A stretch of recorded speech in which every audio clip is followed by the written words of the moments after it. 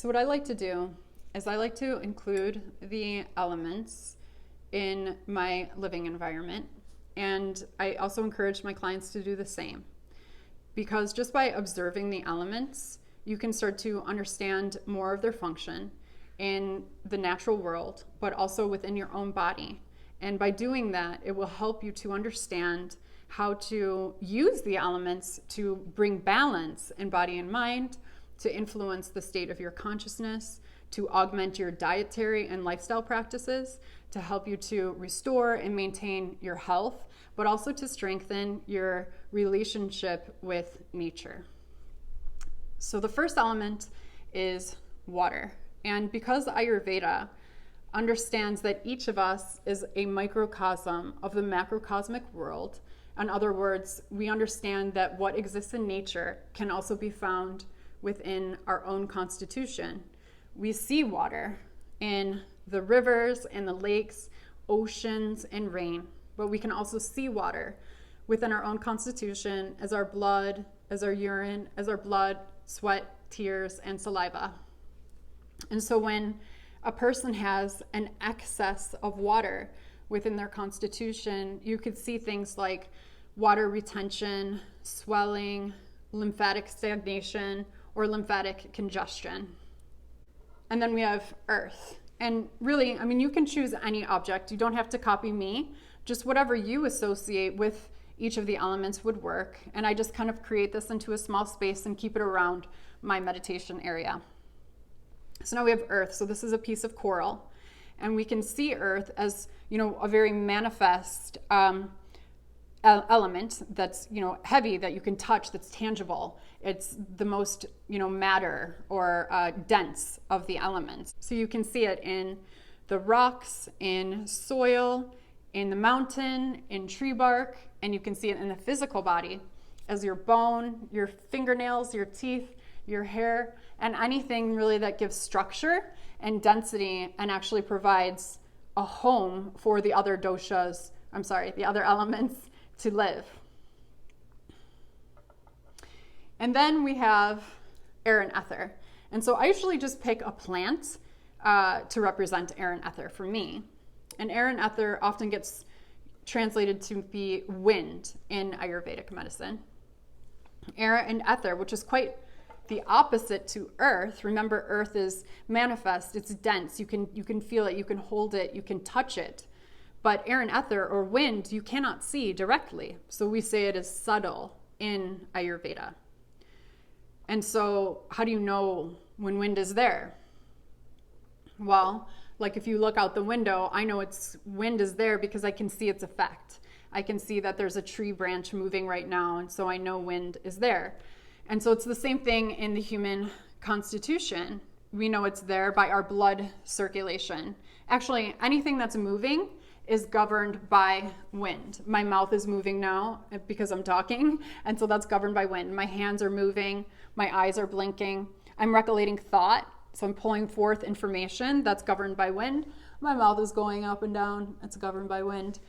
If I swallow food and eat it, it's governed by wind. So if somebody has too much wind within their constitution, you're going to see excesses of movement. So hyperactivity, difficulty falling asleep, maybe being very interruptive, constantly moving around, and all these circulatory issues could also be there, and disturbances of wind. Okay, and then we have fire. So I usually use a candle to represent fire. Fire, well, the sun is probably the biggest example of fire that we see, and the sun illuminates the entire world. So it provides us with warmth and heat and with light. Fire, if there's like a forest fire, it can be destructive and it can burn things down. Fire in the body influences the strength of our metabolism, our hormonal system, and our digestive system. And so if you have a lot of fire, you could feel really hungry all the time and want to eat all the time. You may be kind of like a glutton for information where you feel like you have to constantly be consuming. You may experience hot emotions like criticism, desire to control, anger, or irritability are all fiery type emotions. And so Ayurveda uses the opposites to restore balance in the body. In other words, if you have a dry rash, we're going to use something that's oily to bring balance. If you've got a hot digestive issue, we're going to use a cooling type of an herb. And so understanding which of the elements may be out of balance can help you to understand how to bring balance back into your body. So if you have too much earth, that could be fibroids or excess weight or procrastination and sluggishness, then you could increase, either the air and ether element, so movement like cardiovascular activity, or you could increase the fire element through spices or even certain types of stimulants, maybe medicinal in certain situations like caffeine is stimulating and is reducing to the earth element. Or if something is really wet and damp, like if you've got a lot of mucus in your digestive tract, then you could use something that has more air and ether in it to help with pulling that mucus out. Like green leafy vegetables are very air and ether oriented. So that may be a lot of information to take in. My suggestion is just to, again, in your meditation place or your place of self-inquiry where maybe you read or maybe you do meditate, or whatever practice you do, whatever practice it is, and you should have something that you do to kind of just check in and see how you're feeling. Include the presence of the elements. Just start by observing them, and observe them when you're outside. Pay attention to wind, pay attention to water, pay attention to earth, and pay attention to the fire, and also see if you can start to observe them in yourself. In time, you're going to start to see which of the elements you're kind of dominant in, and you're going to start to understand how to bring balance to them. And you could just, start with, if you feel like you've got a lot of air and ether, a lot of wind, you could just start by increasing the earth in your actual home. If that's like, rocks or,